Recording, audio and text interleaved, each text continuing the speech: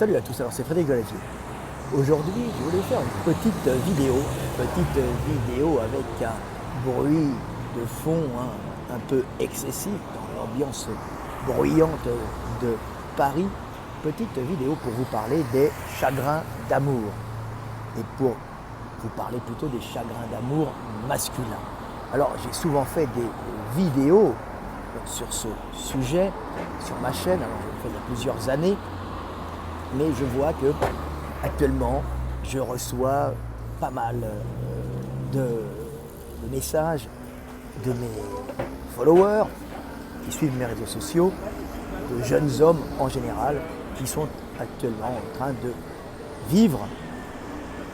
des ruptures qui sont pour eux très douloureuses et qui ont du mal à s'en remettre. Alors, ce qui est plutôt normal en cette saison, puisque le printemps arrive, et si au printemps et en été, les couples se forment, les couples aussi peuvent des fois se séparer, bien sûr, parce que la femme ou l'homme sera attiré par un autre partenaire qui lui semblera plus adéquat. C'est la vie, il faut relativiser. Mais la grande différence entre les hommes et les femmes quand ils vivent la rupture, c'est la profonde douleur qui est engendrée par cette rupture chez les hommes qui ne l'ont pas forcément désirée. Bien sûr, les hommes ne sont pas meilleurs que les femmes dans ce domaine. Ils peuvent abandonner une femme comme une femme peut abandonner un homme. Mais la sensation de rupture chez un homme peut être beaucoup plus douloureuse que chez une femme. Alors bien sûr, il y a des femmes qui vont mal le vivre, beaucoup de femmes le vivent très mal d'ailleurs, mais on peut s'apercevoir que la plupart des suicides de jeunes hommes, ou même plus vieux, suite à une rupture, la plupart des suicides réussis sont des suicides masculins de jeunes hommes. Les femmes, en général, ont eu un nombre de suicides réussis beaucoup moins important, et le suicide des femmes est, alors on parle bien sûr des occidentaux, des hommes du Nord, le suicide des femmes est souvent un appel à l'aide, on avale quelques somnifères, on s'endort, et en fin de compte, on ne passe pas de vie à trépas. Chez les hommes, bien au contraire, ce sont souvent des suicides réussis, pour la bonne raison que l'homme, bien sûr, sous l'influence de la testostérone, est beaucoup plus expéditif dans ses actions quand il est dans un moment de stress. Mais il faut savoir aussi pour tous les jeunes hommes qui subissent cette terrible expérience de la rupture, parce que pour l'homme, elle est terrible pour l'homme. Alors, un homme de mon âge, ça n'a pas beaucoup, en fin de compte, d'importance, puisque j'ai déjà expérimenté cela et je sais pourquoi il y a ces douleurs, et ces douleurs, même si elles sont fortes, je sais qu'elles vont passer. Mais pour un jeune homme qui les vit pour la première fois et qui est bouleversé par cette rupture, il y a incompréhension, il y a une douleur tellement immense que beaucoup mettent fin à leur vie.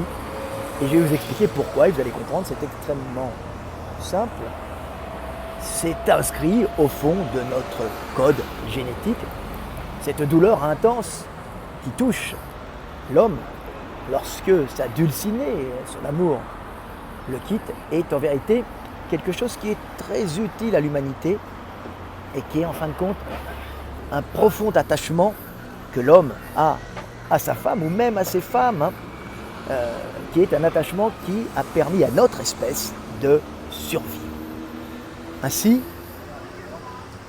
quand nos ancêtres bipèdes sont rentrés en savane, il y a eu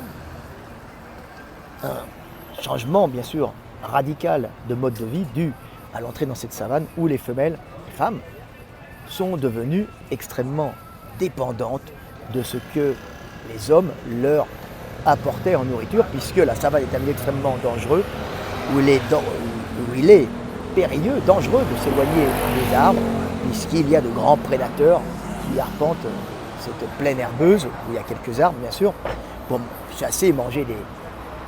gros herbivores ou des herbivores de taille plus petite, et bien sûr un petit singe bipède pour eux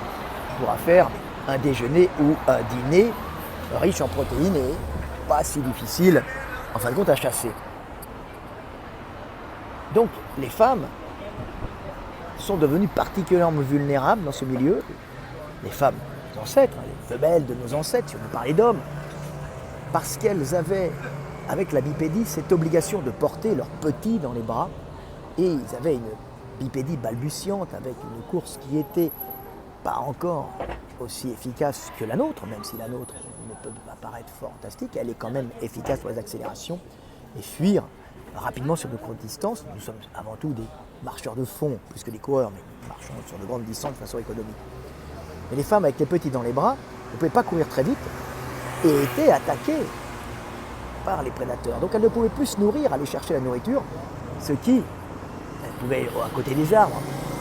ce qui posait un énorme problème pour elles. Donc il y a eu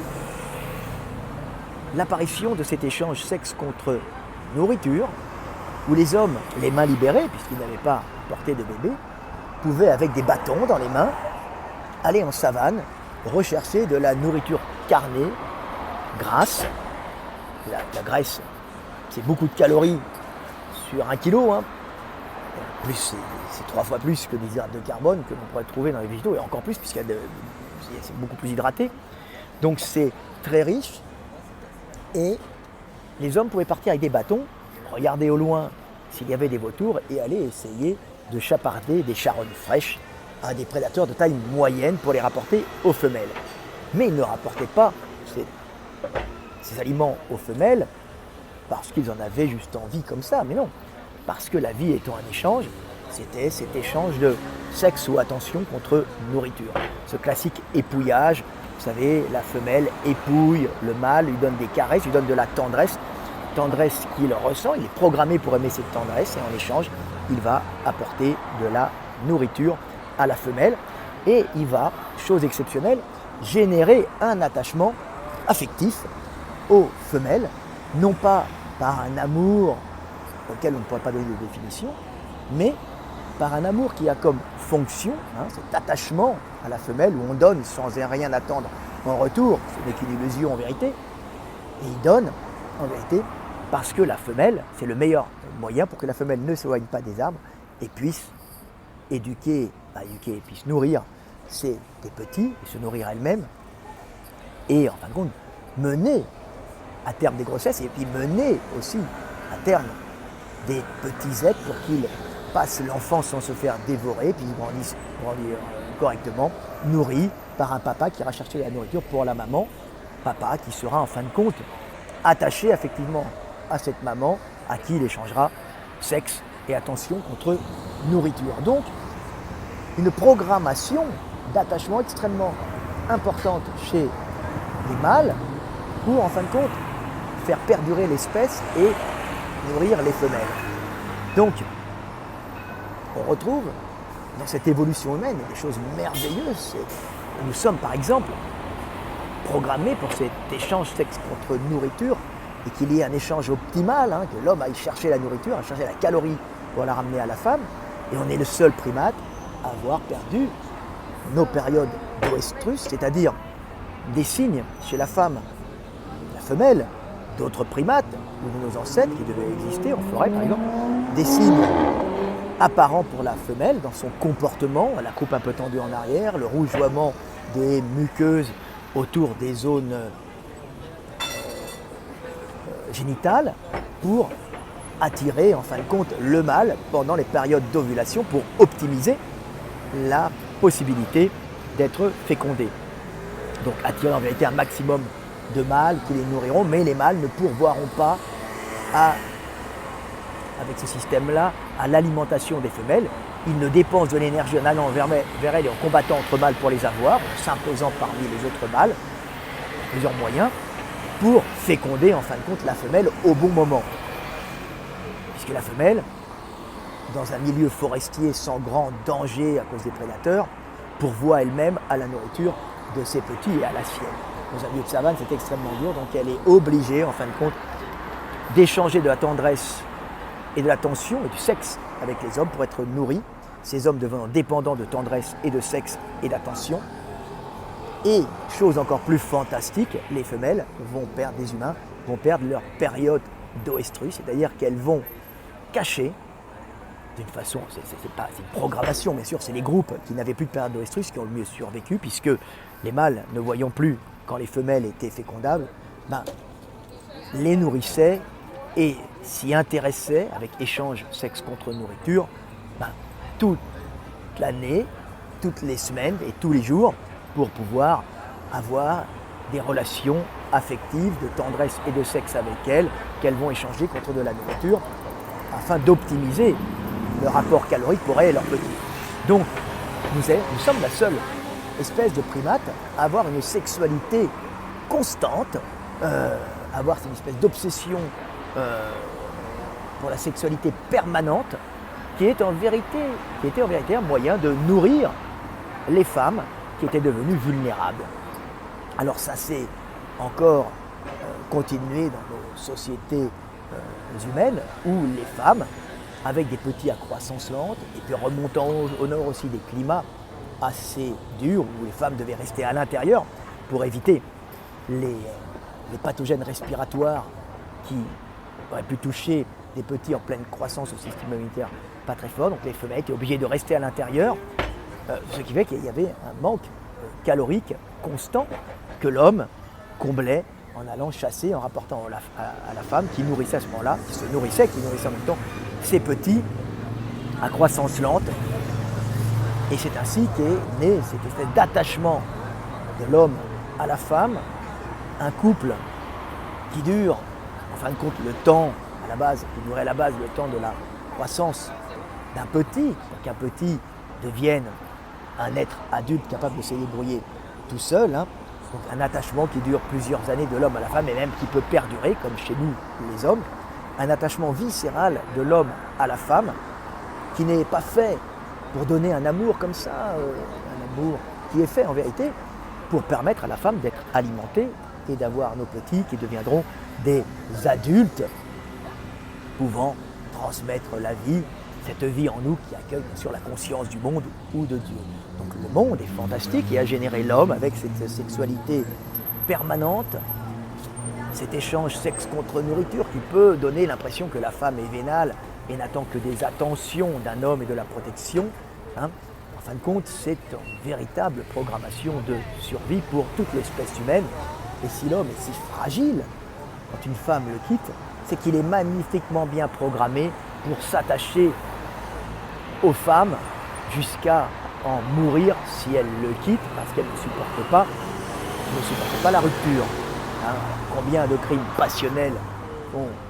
existé d'hommes qui tuaient leurs femmes parce qu'elles voulaient les quitter, même des hommes d'un certain âge, les plus jeunes aussi,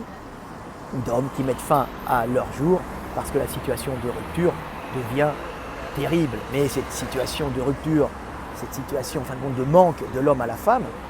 étant la drogue de l'homme, est en vérité une magnifique programmation génétique pour faire survivre l'espèce et nourrir les petits.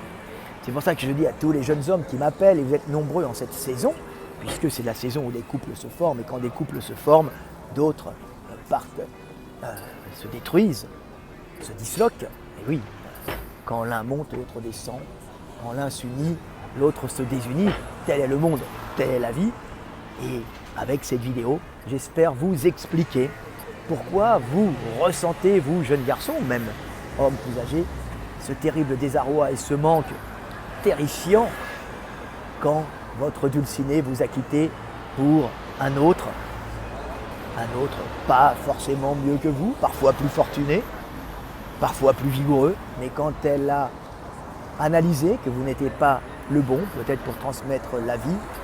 ou que vous n'aviez pas les qualités qu'elle recherchait, elle vous quitte et vous jette comme on jette une vieille chaussette ou un tampax usagé. Et si elle fait ça de façon si pragmatique et froide, c'est qu'en vérité la survie de l'humanité passe par là. La femme ne peut pas s'embarrasser de sentiments pour un homme. En général, l'amour inconditionnel qu'elle donnera, elle le donnera à ses enfants, allant même jusqu'à mourir pour ses enfants, à se sacrifier totalement, telle est la femme. Donc n'espérez rien des femmes, accomplissez votre rôle d'homme dans la vie et vous serez mieux, vous vous sentirez mieux et sachez que cette douleur qui vous taraude quand votre chéri vous a quitté est en vérité une magnifique programmation qui est faite pour protéger et nourrir les femmes et qui a fait survivre l'humanité. Cette douleur passe en 2-3 mois et après vous en culbuterez bien d'autres et faites en sorte de les protéger, de les sécuriser et si possible de planter la graine pour continuer l'humanité. Mais n'attendez en rien l'amour. N'oubliez pas que l'amour, c'est votre maman qui vous l'a donné et qu'en général, vous n'en recevrez pas d'autres. C'était Fred Delavier, je vous aime et paix sur terre. Aimer est plus fort qu'être aimé.